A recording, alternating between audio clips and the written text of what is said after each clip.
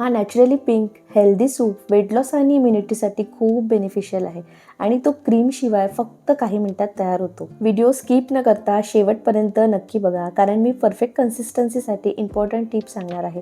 तर हा soup डिनरसाठी light option आहे आणि नॅचरली स्वीट असल्यामुळे लहान मुलांनाही खूप आवडतो. तर मी इथे 2 बीट सोलून स्वच्छ धुवून कट करून घेतलेले आहे. एक टोमॅटो घेतलेला आहे, तो पण स्वच्छ धुतलेला आहे आणि स्वीट कॉर्न घेतलेला आहे, चवीपुरतं मीठ आणि काळे मिरेपूड. बीटरूटमध्ये आयरन आणि अँटीऑक्सिडंट भरपूर असल्यामुळे हा सूप हेल्थ आणि इम्युनिटीसाठी खूप बेनिफिशियल आहे. आता आपल्याला कुकरमध्ये 1.5 ग्लास पाणी घालून कट केलेलं बीटरूट, टोमॅटो, स्वीट कॉर्न आणि 3 ते 4 लसूण पाकळ्या घालून 3 ते 4 शिट्ट्या काढून घ्यायच्या आहे. आता आपल्याला 3 ते 4 शिट्ट्या काढून झालेल्या आहे. इथे आपल्याला स्वीट कॉर्न वेगळं काढून घ्यायचं आहे, ते आपण नंतर टाकू स्वीट कॉर्नचे दाणे. आधी आपल्याला एक्स्ट्रा पाणी होतं ते आता काढून घ्यायचं आहे, म्हणजे आपल्याला मॅश करायला सोपं जाईल. असेल तर तुम्ही मिक्सरला पण ग्राइंड करून घेऊ शकता. आणि आता आपल्याला छान मॅश करायचं आहे आणि जे आपण एक्स्ट्रा पाणी काढलेलं ना ते नंतर आता घालून घ्यायचं आहे यामध्ये.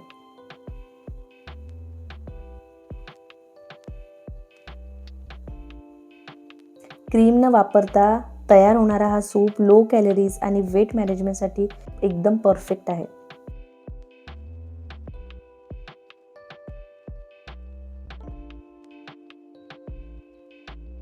तर इथे आपलं सूप छान असं मॅश करून झालेलं आहे. आता आपल्याला आपण स्वीट कॉर्नचे दाणे यामध्ये घालून घ्यायचे आहे. स्वीट कॉर्नच्या दाण्यामुळे छान चव येते आपल्या सूपला आणि सोबतच स्वीट कॉर्नमध्ये फायबर पण जास्ती असल्यामुळे आपल्या शरीरासाठी चांगलंच आहे. आणि आता आपल्याला यामध्ये चवीनुसार काळे मिरपूड आणि मीठ घालून घ्यायचं आहे. याला छान मिक्स करून 1 ते 2 उकळी याला आपल्याला काढून घ्यायची आहे.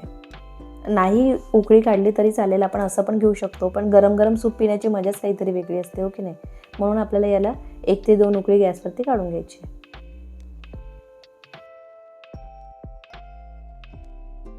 खूप छान सूप होतो हा चवीला, लहान मुलं सुद्धा आवडीने पितात.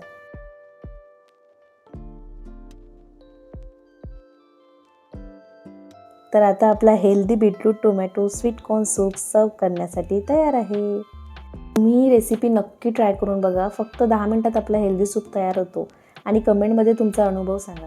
जर तुम्हाला आजची हेल्दी रेसिपी आवडली असेल तर लाईक करा, शेअर करा आणि अजूनही चॅनलला सबस्क्राईब केलं नसेल तर चॅनलला सबस्क्राईब करा.